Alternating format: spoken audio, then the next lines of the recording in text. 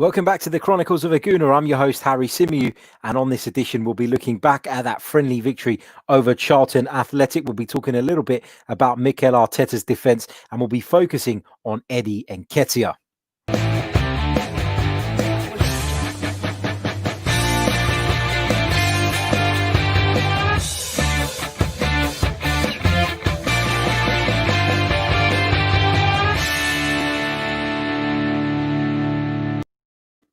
Hello, good evening, and welcome back to the Chronicles of a Gooner, the Arsenal podcast, brought to you by AMS Media Limited. As ever, I'm your host, Harry Symeou, and as I said at the top of the programme, on this edition, we're going to be talking about that friendly victory over Charlton Athletic. We're going to be talking a little bit about Mikel Arteta's defence, and we're going to be focusing on Eddie Nketiah. While you're here, don't forget to subscribe, like, share. I thought I'd get that in early before I forget. And we'll also be coming to some of your listener questions a little bit later on in the show. You've been kindly sharing those with me via Twitter over the last couple of days, so I look forward to delving into some of those as well. Now, I did advertise that I was going to go live at around about 6 p.m. UK time. It's 5:30. We're going a little bit early, and that's because for once I finished work early. So I want to make the most of that, take advantage of that, and then I want to enjoy my evening and chill out and rest and spend time with my son, who I don't get to see an awful lot because I'm always working. So I'm looking forward to tonight and things being a little bit different. So I thought I'd get this done and early out of the way. Of course, the audio version, if you're listening via the audio, will be available on Wednesday morning. Don't forget to subscribe and leave us a review if you're listening via Apple Podcasts. Right, let's get straight into it. Arsenal defeated Charlton Athletic by 6-0 over the weekend. It was a friendly that was played behind closed doors. Truth be told, not a lot of people knew about it until the day. There were whispers about it, there were rumours about it, but we weren't entirely sure. And then, of course, the friendly took place over the weekend. So went really well from an Arsenal perspective, as you can tell by the scoreline. Eddie Nketiah got a hat-trick. Pierre-Emerick Aubameyang getting on the score sheet. Alexander Lacazette with a really, really good finish. And, of course, Joe Willock got in on the act as well. Now, when we're talking about this game, it's important not to get carried away. I mean, Charlton Athletic are a side who are struggling down the bottom of the championship. They've had all sorts of problems going on behind the scenes, which definitely hasn't helped them in terms of their campaign this year. So, I've got a lot of sympathy for Charlton Athletic as a football club. I started off the season actually doing quite a bit of work on Charlton Athletics. I was covering Arsenal and Charlton, and it's a club I got to know quite a bit about. And you do, when you're covering a club, you get a little bit invested. They're another London club as well. I was actually born in South London, so not saying that I've got any sort of feelings towards Charlton Athletic, but it was a club that I took quite a bit of interest in. I took pride in covering them. To see where they are now, it is horrible. They're suffering. Lee Bowyer, in my opinion, is a good manager, but unfortunately, there's been so much crap going on behind the scenes, and he's now got the added disadvantage of his main striker, Lyle Taylor, turning around and saying that he doesn't want to play from fear of getting injury in the remainder of the season, and therefore scuppering any chances he has of making a move to a bigger club in the summer. So it's an absolute shit show down at the Valley. It looks like the ownership of the club is going to change hands once again after some news that broke in the last couple of days. So we'll have to see how that unfolds. But let's talk about Arsenal's performance. And I've heard a lot of people drawing loads and loads of conclusions about this game and talking about formation changes and talking about individual players' performances. But the truth is that nobody saw the game in full. Nobody watched 90 minutes. So I'm not going to sit here and try and convince you of this and that when, truth be told, I've only seen the highlights, just like everybody else. The game was played behind closed doors. It wasn't televised. Nobody has seen more than a 5-10 minute highlight reel, if that. So, to sit here and say, yeah, this happened and that happened, and the game changed when this happened, or the game changed when this player went off, or this player was introduced, I think is silly. So I'm not going to do that. But I'm going to focus on a player who made an impact based on, obviously, the outcome of the game, and that is Eddie Nketiah. And my assessment of Eddie Nketiah on this edition of the podcast is not going to be based on the Charlton game, because, like I've just said, there are so many reasons as to why I cannot sit here and give you an educated opinion on a game that I haven't seen in full. It's just the highlights. But obviously, Eddie Nketiah's season has been a strange one. He was, of course, loaned out to Leeds United, who are flying in the Championship, top of the league at the moment, hoping to secure promotion back to the Premier League for the first time, actually, since their relegation in 2004. Yes, it was that long ago, 16 years since Leeds have been in the top flight, which when you think about the size of the club, it's incredible. But Eddie Nketiah went there, and Eddie Nketiah didn't get much game time. Made an impact in a few games here and there off of the substitutes bench. And many Arsenal fans were quick to point the finger and say, look, how can Eddie Nketiah be good enough for Arsenal when in actual fact, he's not even good enough to break into Marcelo Bielsa's side in the Championship. So I think there's a few things that you have to take into consideration here. So number one, Eddie Nketiah not being in Marcelo Bielsa's side was purely down to the profile of the player that he wishes to have in that centre forward role. We've seen the centre forward role adapt a little bit in recent years. And what I mean by that is there are players, and the best example I can think of is probably Liverpool's Roberto Firmino, who doesn't score a shitload of goals, doesn't score a ton of goals, yet receives credit and praise from every angle. And that's because people, in my opinion, nowadays are more educated when they watch football. And I don't mean that in the sense of the people that didn't watch it previously were stupid or anything like that. But what I'm saying is football has evolved as a game. I think tactically it's a lot more sophisticated than it ever has been. And someone like Roberto Firmino, whilst he maybe doesn't score as many goals as a Sergio Aguero, for example, or even a Pierre-Emerick Aubameyang, what he does bring to the table is he brings a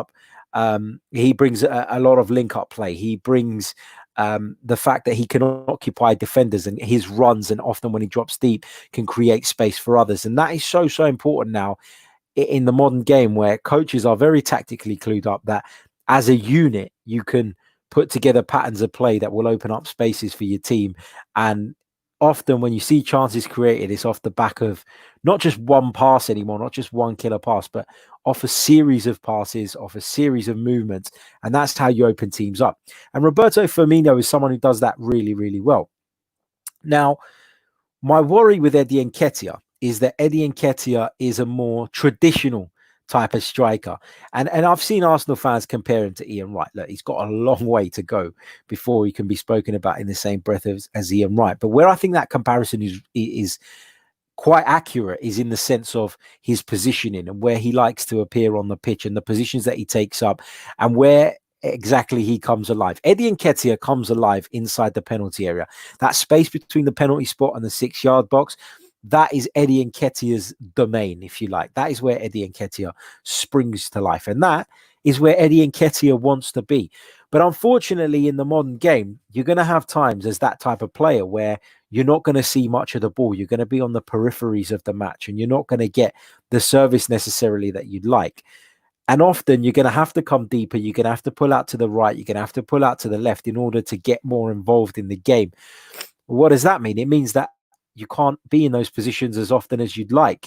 And when I say those positions, I mean that position inside the penalty area where you can finish, where you can do what you do best as a striker, and that is poach goals.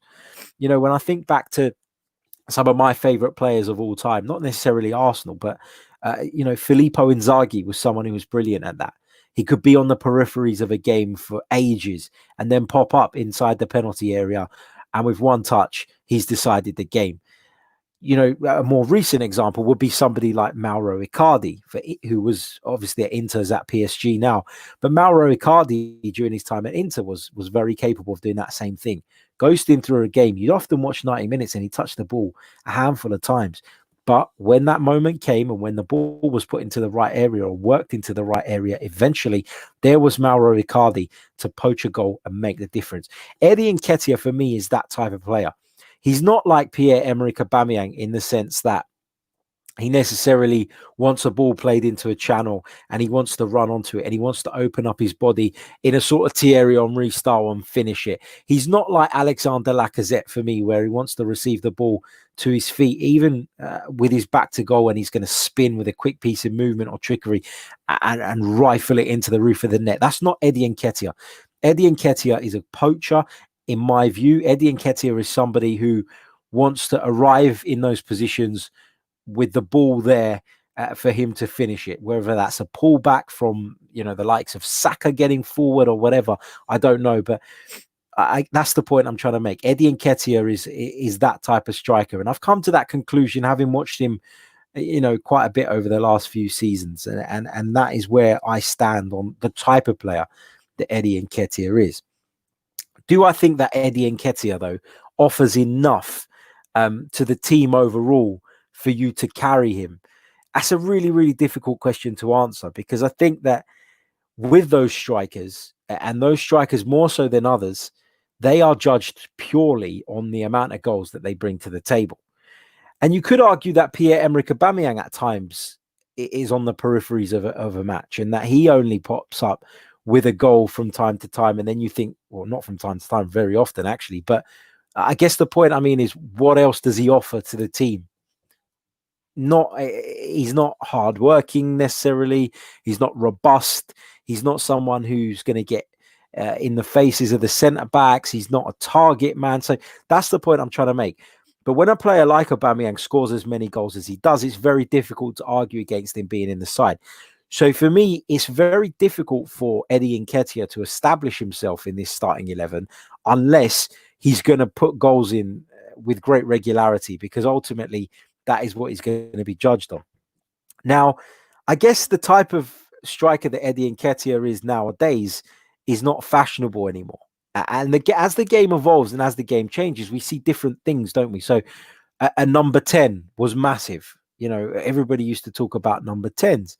And then Liverpool and Manchester City, for example, ended up slightly changing that and changing the mold and breaking the mold and going in a different way with a midfield 3. And then often you see Kevin De Bruyne break forward for City and create stuff, or he can create from a deeper position. In Liverpool's case, they use their wingers as their creative outlet and their fullbacks. And then you've got a harder working midfield of the likes of Henderson, Fabinho, and, Wijnaldum, for example. So we're seeing, as the game evolves, we see players' roles develop, and we see the importance of certain roles either increase or decrease. And the poacher striker is not something that you see every day anymore. And that makes Eddie Nketiah unique, but it also makes it more difficult, in my opinion, for him to establish himself as a regular starter in Mikel Arteta's Premier League team.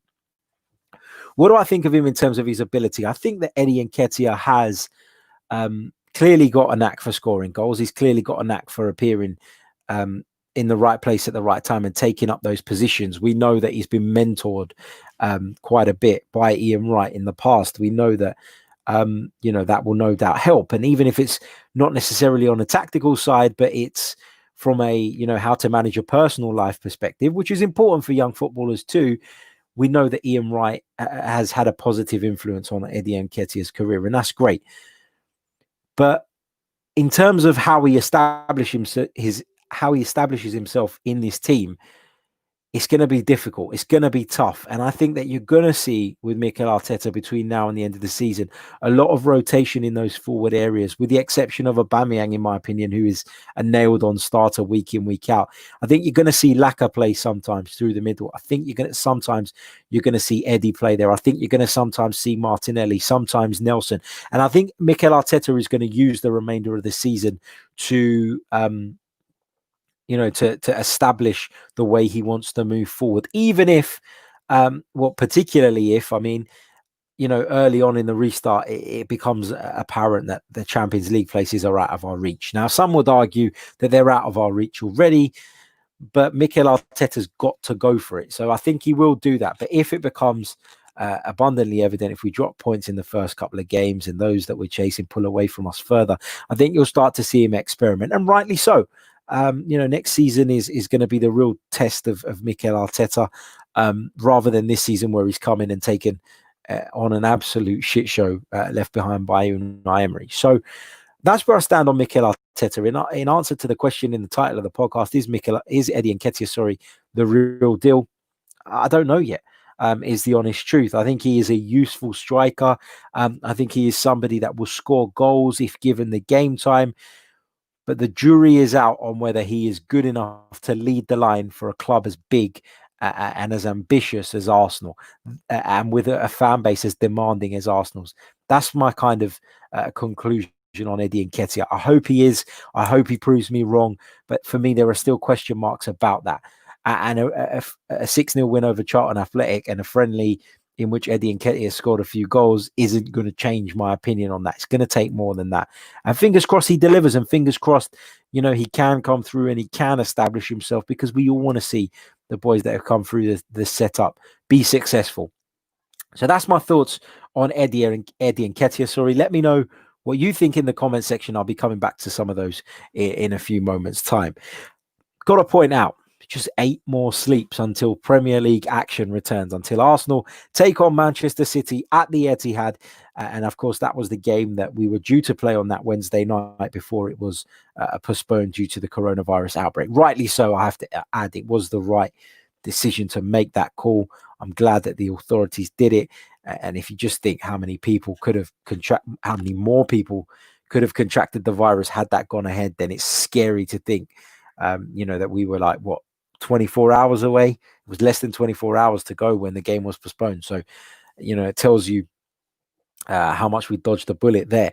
I want to talk a little bit about Arsenal's defence, and it's an area in which Arsenal clearly need to improve. I don't think there are many fans out there who will dispute that. There's been a lot of talk about David Luiz leaving, with his contract coming to an end. And I was thinking about our central defensive options.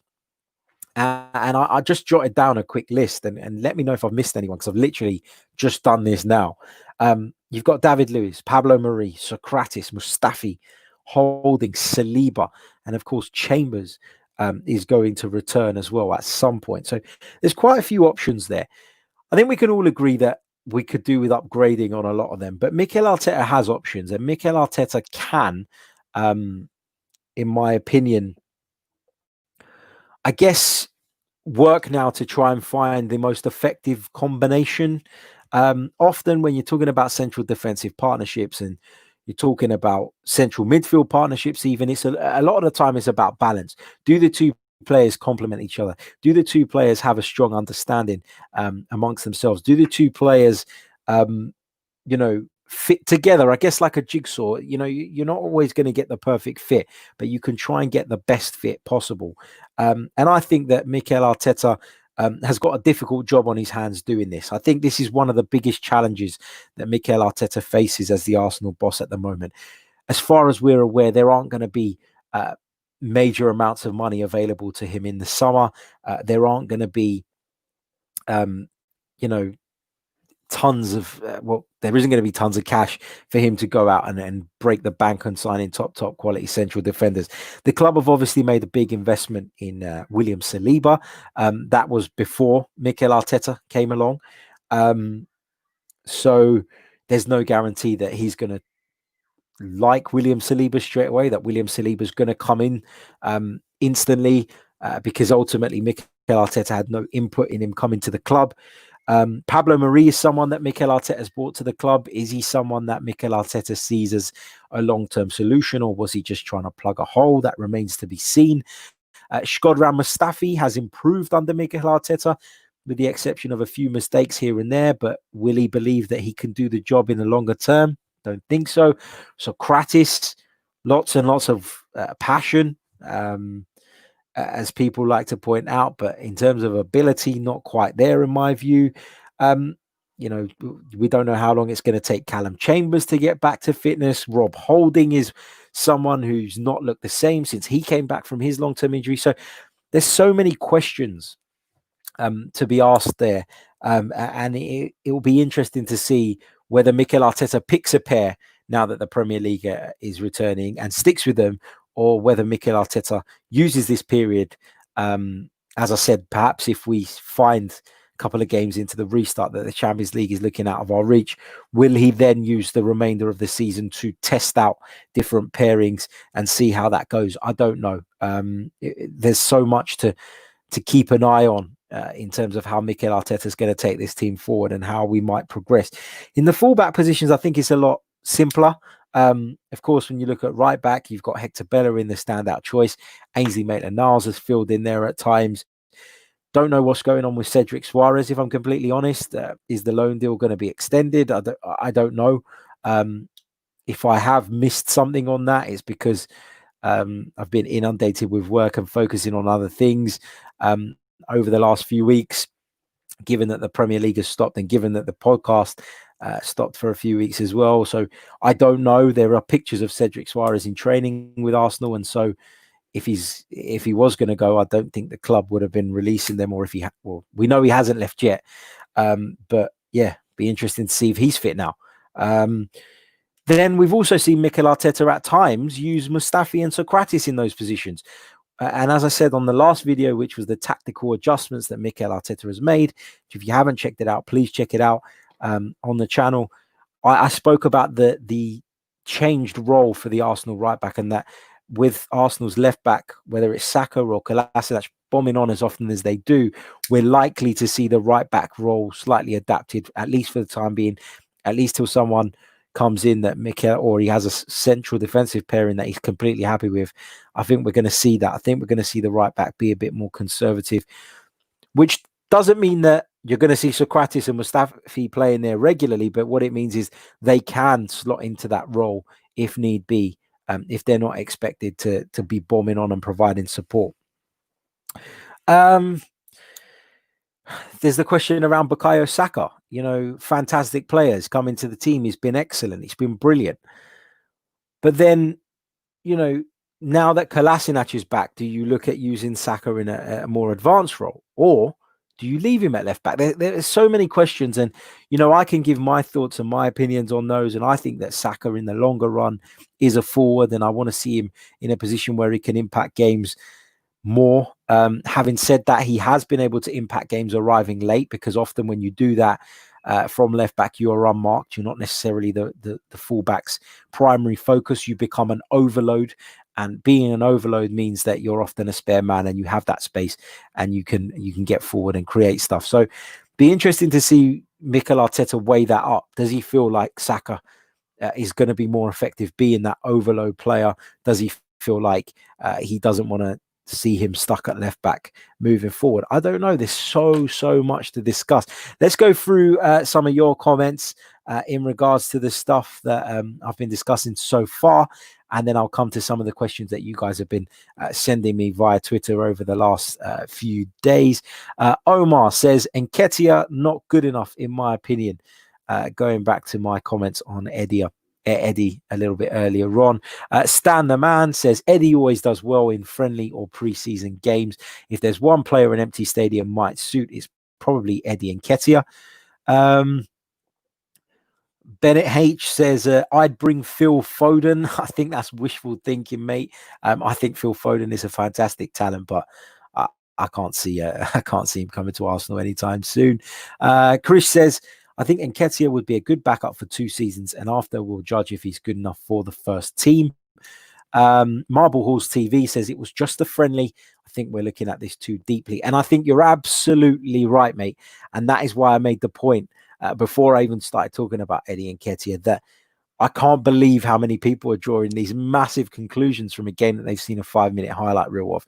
I think you're just jumping to conclusions that are based on not a great deal, and I don't like doing that.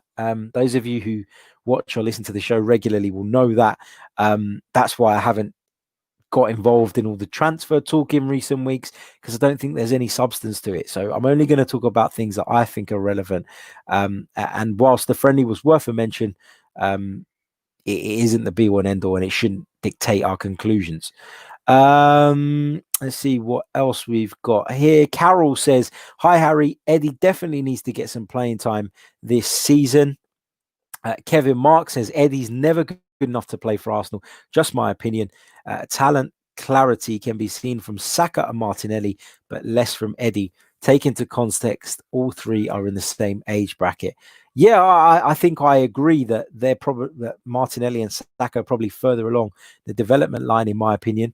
But yeah, I mean, some players develop at different rates. I mean, Ian Wright joined Arsenal pretty late in his career and developed quite late on. So you can't necessarily say that a player is never going to develop. Jamie Vardy's another example of someone whose career was like that, and all of a sudden it sort of just shot onto an upward trajectory. And now look at him. So, you can't necessarily jump to conclusions on that, but it is a valid point and something worth thinking about. Let's have a look at Nikizi says, I still think he needs time on loan, like what Tammy Abraham had at Aston Villa. Good point. Another loan spell might do Eddie Nketiah the world of good. I think that at the time he was brought back from Leeds, I think it just felt like not common sense. It felt like the right thing to do to bring Eddie Nketiah back at that point, because it was mid-season.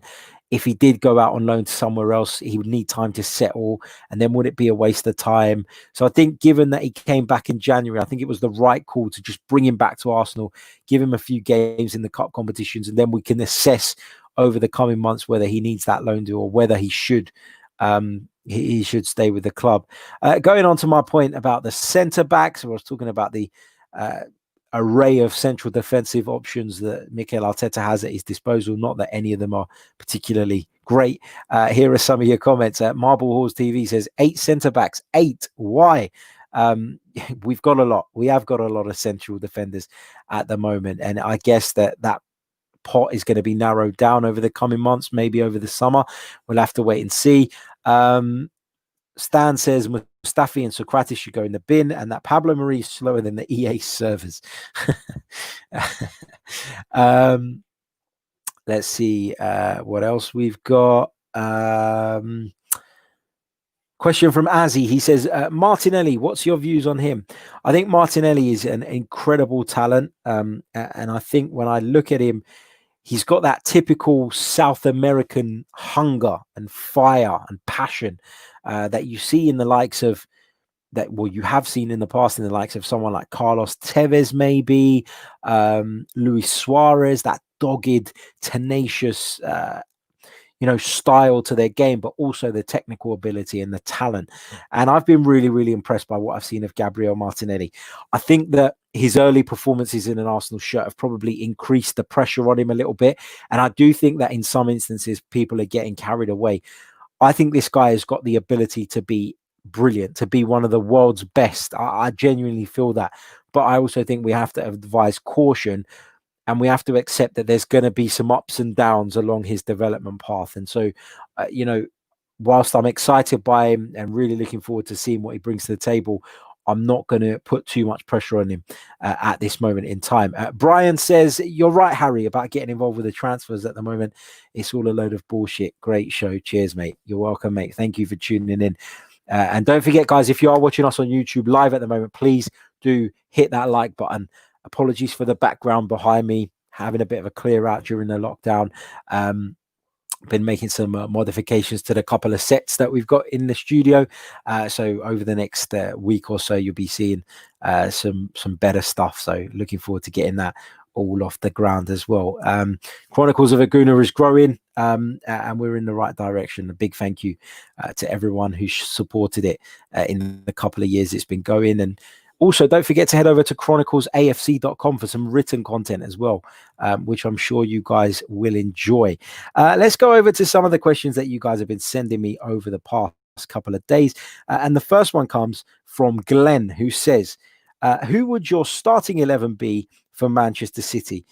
He's got a couple of questions. So I'll start with the starting 11 for Manchester City one. And I'm going to cop out of this one, Glenn, by saying that I cannot possibly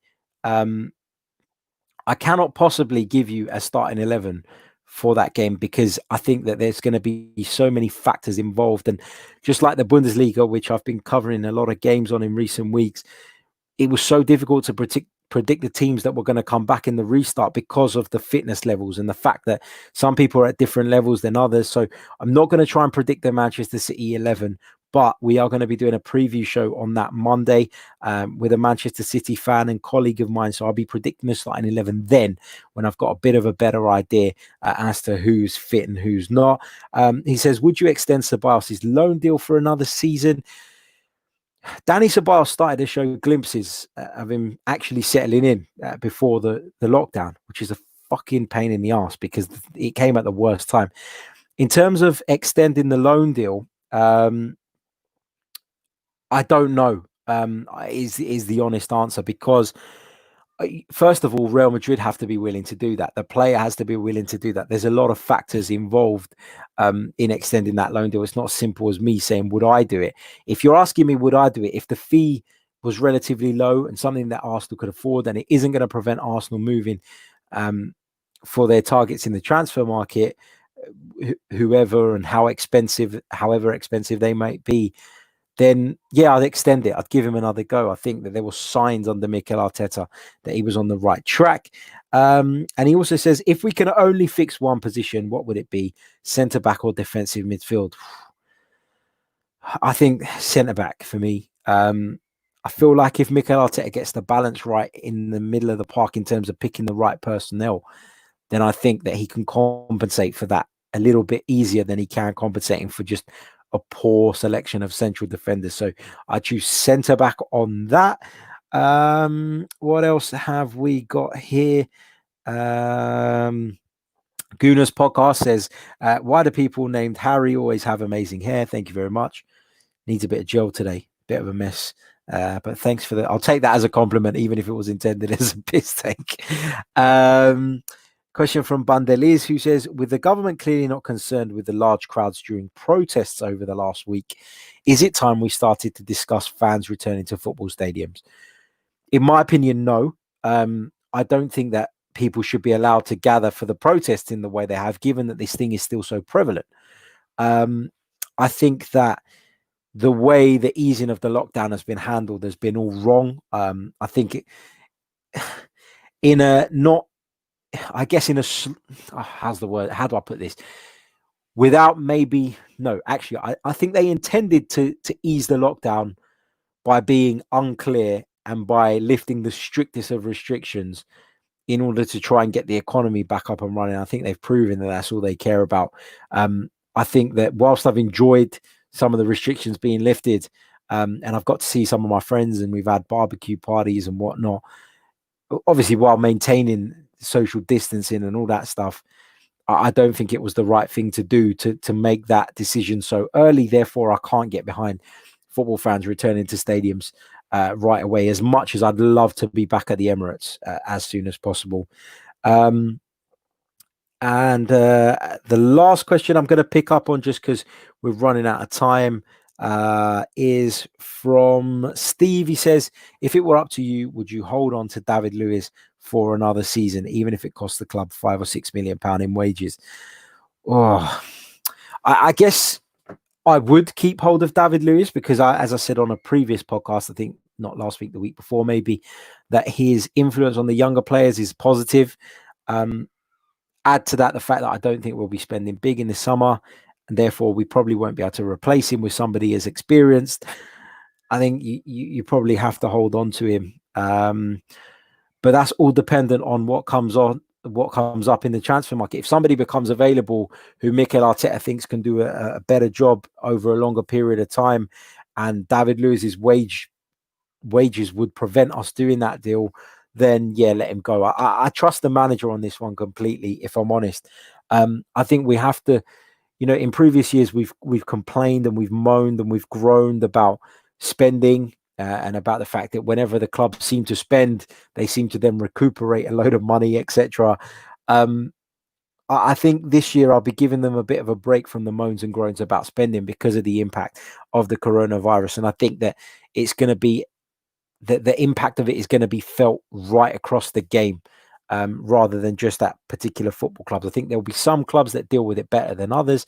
But the fact that Liverpool, for example, pulled out of the deal to sign Werner for the sake of 10, 15 million pound difference in the valuation between what they wanted to pay and what the release clause was, tells you a lot about the struggles that some of even the bigger clubs are facing, given what's gone on in the last few months. So I'm going to be a little bit more patient this summer in regards to spending.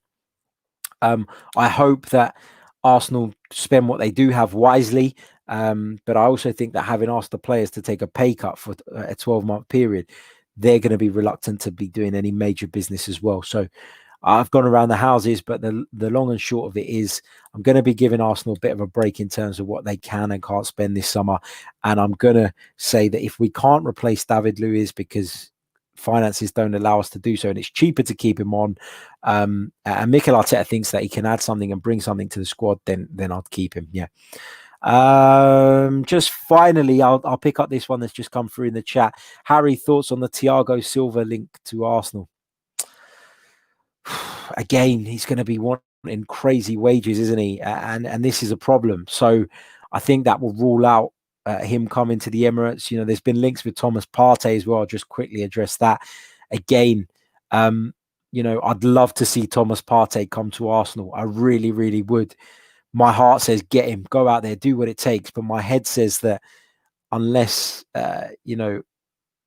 Arsenal are going to really, really go out there and break the bank and I guess risk investing in the hope that it'll bring Champions League back football quickly.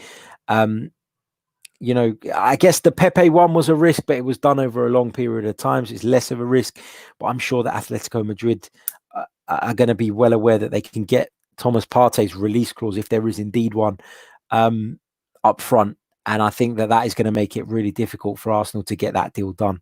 As much as I'd love to see him come, I'm not overly optimistic about it, and I'm not entirely convinced that Arsenal can do that sort of business this summer.